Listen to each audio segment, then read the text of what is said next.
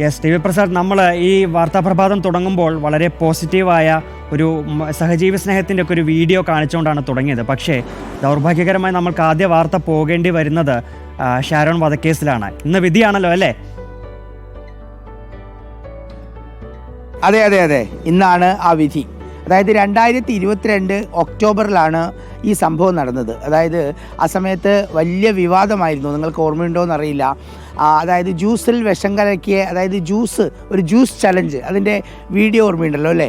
ഗ്രീഷ്മ 2 ബോട്ടിലുകളിൽ കയ്യിൽ പിടിച്ച് വീഡിയോ എല്ലാവരുടെയും മുന്നിലുണ്ട്. അങ്ങനെ ജ്യൂസ് കൊടുത്ത് അതൊരു ട്രയൽ റണ്ണായിരുന്നു എന്നാണ് പിന്നീട് പോലീസ് പറഞ്ഞത്. ഷാരോണിന് നൽകി.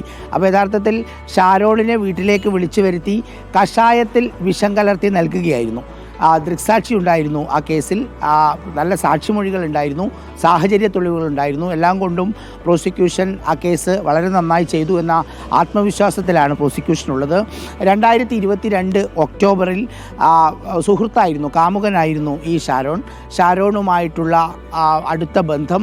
ആ ബന്ധം പിന്നീട് ഒഴിവാക്കാൻ പറ്റാത്ത രീതിയിലേക്ക് മാറി എന്നാണ് ഗ്രീഷ്മ പോലീസിനോട് പറഞ്ഞത്. അങ്ങനെ ഇത് ചെയ്തു എന്ന രീതിയിലാണ് പോലീസിനോട് കുറ്റം സമ്മതിക്കുകയും ചെയ്തത്. ഗ്രീഷ്മ മാത്രമല്ല പ്രതി, ഗ്രീഷ്മയുടെ അമ്മയുണ്ട്, അമ്മാവനുണ്ട്. വലിയ കോളിളക്കമുണ്ടാക്കിയ കേസാണ്. ഇന്ന് രാവിലെ നെയ്യാറ്റിങ്കര 1ാം ക്ലാസ് ജുഡീഷ്യൽ മജിസ്ട്രേറ്റ് കോടതിയാണ് ഇതിൽ വിധി പറയുക. കുറ്റക്കാരാണോ അല്ലയോ എന്നുള്ളതാണ് ഇന്ന് പറയുക. അവർക്കുള്ള ശിക്ഷ, കുറ്റക്കാരെന്ന് കണ്ടെത്തിയിട്ടുണ്ടെങ്കിൽ ശിക്ഷ അടുത്ത ദിവസം പ്രഖ്യാപിക്കുന്ന രീതിയിലാണ് കോടതി സാധാരണഗതിയിൽ അത് ചെയ്യുന്നത്. മറ്റൊരു കാര്യം കൂടി ചോദിക്കട്ടെ, നമ്മളുടെ ഈ ഒരു കേസിലെ ഏറ്റവും പ്രധാനമായും നമുക്കൊക്കെ കേരളമാകെ ഞെട്ടിച്ചതെന്ന് പറയുന്നത് ഷാരോണിന്റെ ആ മൊഴി, മജിസ്ട്രേറ്റ് നൽകിയ മൊഴി. ആശുപത്രി കിടക്കയിൽ വെച്ചും ഒരു വാക്ക് പോലും ഗ്രീഷ്മയ്ക്കെതിരെ ഷാരോൺ സംസാരിച്ചിട്ടില്ല എന്നുള്ളതാണ്. പക്ഷേ ആ സുഹൃത്തിനോടും അച്ഛനോടും ഒക്കെ സൂചിപ്പിച്ചിരുന്നു ഗ്രീഷ്മ ഒരു ചതി തനിക്ക് പറ്റിയിട്ടുണ്ട്, ഗ്രീഷ്മ തന്നെ ചതിച്ചു എന്നുള്ളൊരു മൊഴിയൊക്കെ നൽകിയിരുന്നു.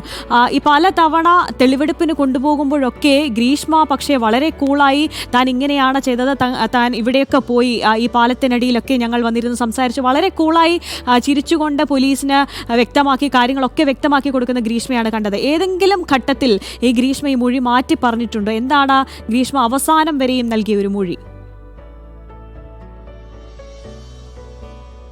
ആര്യ, ഇതിൽ ഈ കേസിൻ്റെ സമയത്ത് തുടക്കം മുതൽ റിപ്പോർട്ട് ചെയ്ത ഒരാളാണ് ഞാൻ. ആ സമയത്ത് ഈ ഗ്രീഷ്മയിൽ ഷാരോണിന് വലിയ വിശ്വാസമായിരുന്നു എന്നുള്ളതാണ്. അതായത് വീട്ടിലേക്ക് ഗ്രീഷ്മ വിളിച്ചു വരുത്തുന്നു. വീട്ടിൽ പോയി ഗ്രീഷ്മ ഒരു കഷായം കൊടുക്കുകയാണ്. അതായത് ഗ്രീഷ്മ എന്തും കൊടുത്താൽ കുടിക്കാൻ തയ്യാറായിരുന്നു ഷാരോൺ എന്നതാണ്. ആ കഷായം കുടിച്ച സമയത്ത് തന്നെ ഛർദ്ദിച്ചു തുടങ്ങി. ഛർദ്ദിച്ചുകൊണ്ടാണ് വീട്ടിന് പുറത്തേക്ക് വരികയും ചെയ്യുന്നത്. ആ സമയത്തും ഷാരോൺ അറിയുന്നിരുന്നില്ല ഇത് ഗ്രീഷ്മ കലർത്തിയതാണെന്ന്. അത്രയേറെ വിശ്വാസമായിരുന്നു. കാരണം ആ മരണക്കിടക്കയിൽ കിടക്കുന്ന സമയത്തും അങ്ങനെ പറഞ്ഞില്ല. പക്ഷേ ആ സമയത്ത് ഷാരോണിൻ്റെ സഹോദരനും അതുപോലെ തന്നെ അച്ഛനും അമ്മയ്ക്കും ഇതിൽ സംശയം പിടികൂടിയിരുന്നു. അതായത് ഗ്രീഷ്മയുടെ ചാറ്റും വോയിസ് റെക്കോർഡും എല്ലാം അന്ന് പുറത്തു വന്നതുമാണ്. അതിൽ കൃത്യമായ ചില തെളിവുകൾ അതിനകത്തേക്ക് വരികയാണ്. അതായത് എങ്ങനെ കുറിച്ചു നൽകി എന്ന് പറയുന്ന ഡോക്ടർ, അങ്ങനെ ഒരു ഡോക്ടർ അത് കുറിച്ച് നൽകിയിട്ടില്ല. കഷായം വാങ്ങി എന്ന് പറയുന്ന ആ കടയിൽ നിന്ന് അങ്ങനെ ഒരു കഷായം വാങ്ങിയിട്ടില്ല.